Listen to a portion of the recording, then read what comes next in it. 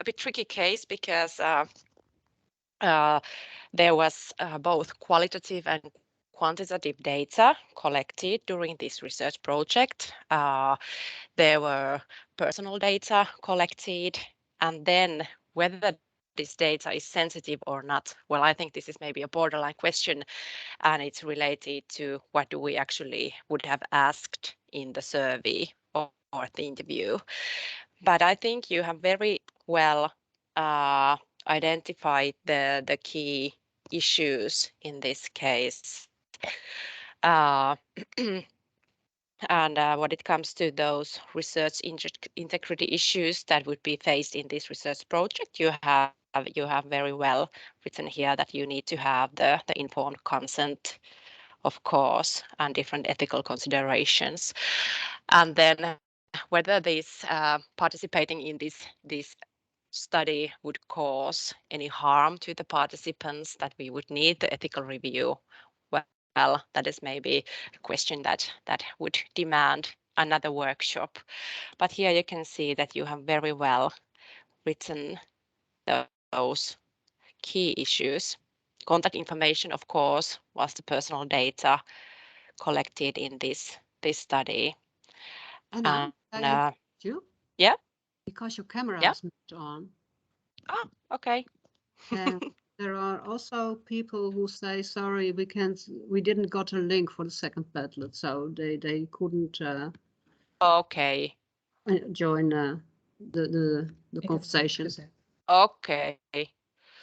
Well, I think the most important thing is that you have discussed about these issues, so it doesn't matter if you haven't written anything.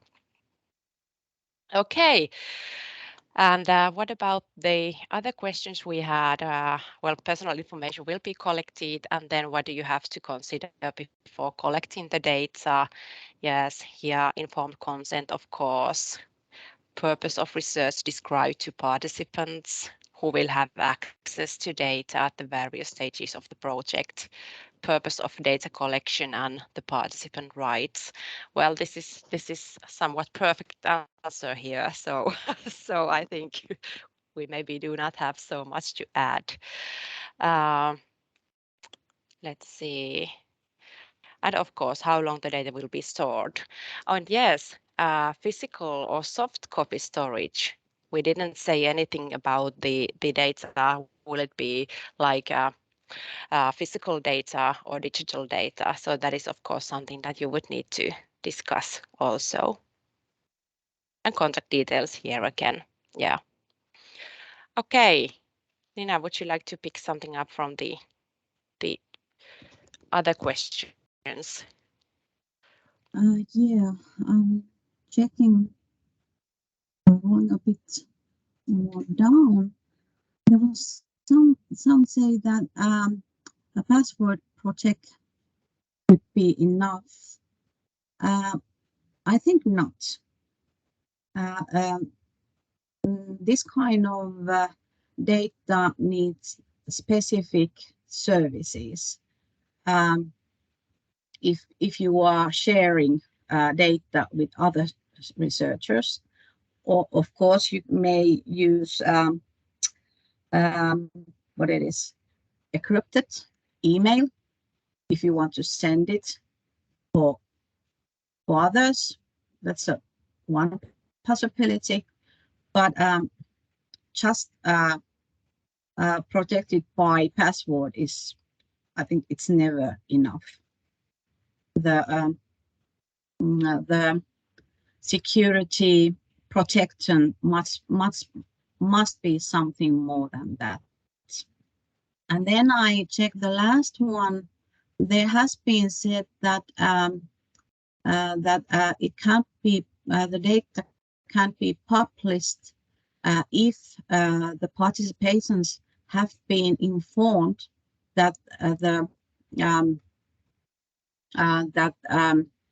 anonymized data will be published.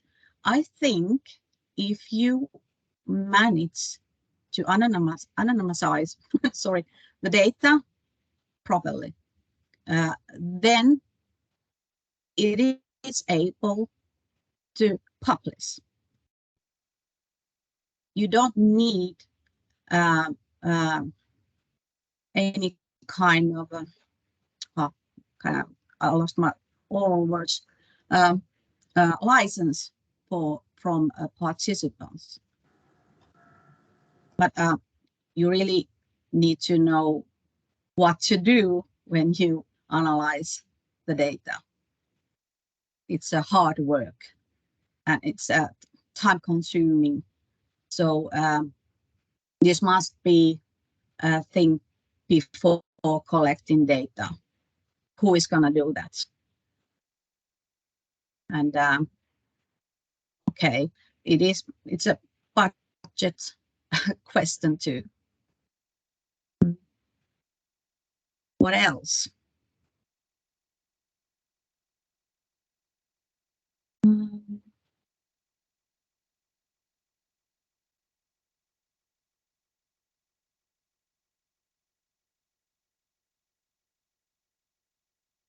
Did we lose you, Nina? I think so.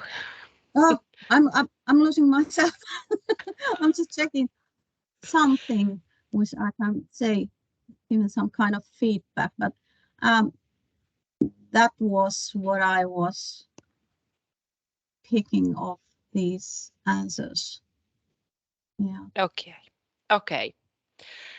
And I think this is very well said here that the study participants must have given their consent for publication of the anonymized data before the collection of the data. That is maybe the most important thing concerning the publishing of the data.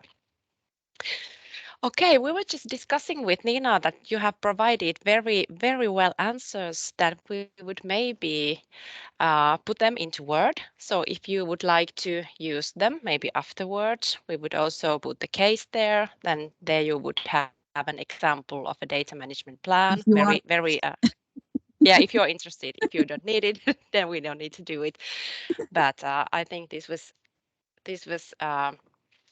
you have provided very well answers. But now we would like to hear about your experiences or yeah, how was the case? Was it too difficult? Was it easy to figure out the answers, or was there some questions that you found too difficult? If you have any ideas or comments, we would really love to hear them.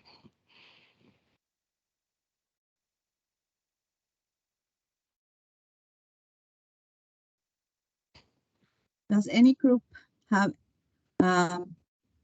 any kind of feedback? Anyone? No.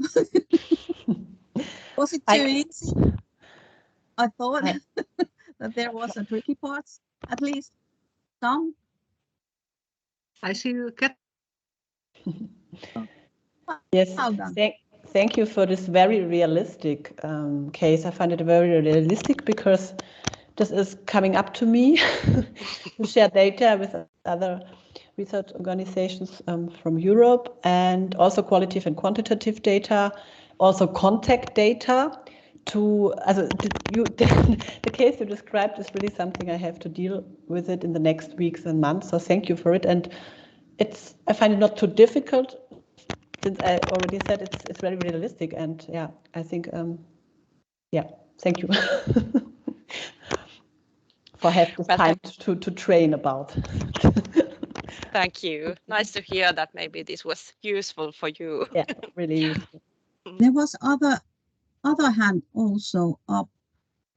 Geez, yeah, it was. I put up my hand. I find it sometimes really difficult because we're starting with data management, so it's mostly hypothetical for me. I don't have any experience yet, so it's nice to see what kind of questions you get and where you have to think about what you have to think about, what issues. And so we have nothing yet. That's difficult to think, what should we have, what should we do? But it's very helpful to join this meeting. Glad to hear that. Yeah. And also I want to mention that there are actually a few services available in Finland which are suitable for sensitive data. And I don't know what is the situation in your countries, but we have this kind of, it's not a problem, but there are not so many choice to have. So do you have any experience? What kind of possibilities do you have in national level? Well, in the Netherlands, we have alliances of University of Applied Science. And I think I will contact Geesje with all the possibilities to join networks. Because we have Digital Competence Center Applied Sciences. And you are sure welcome to join us with that. Thank you.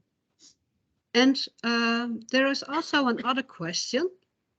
Is informed consent always active or can it be also passive? Anna, could you say something for this? This is a really difficult question. I would say that if it is passive, then you would need to have the ethical review beforehand. So that it's usually the case also that if you are not able to ask the informed consent, then you need to have the ethical review beforehand. But this is actually very difficult questions, and if you have different kind of options, it would be nice to hear. But yes, it can be passive also. But we prefer the active ones, isn't it? Excuse me? We prefer the active. Yes, of consent, course. huh? Yes, yeah. We prefer the active consent because I would say that this when we have the data management, we have the research integrity, and then we have the data protection issues. They are so large topics that it would be preferable to participants to really understand what they are signing up to. So that's why I think the active consent is always more preferable.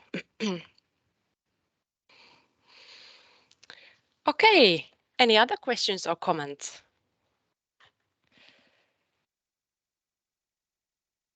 If not this point, me and Toni, we will be here till the end of the workshop. So if you have questions later on, you can put them on the chat or raise your hand. So we will be happy to answer. But I think we have run out of our time at this point. So it's our turn to thank you very much for this session. It has been very fun. Hope you have had fun also, and hope you have learned something and gained some useful tips for the future. So thank you very much, everybody.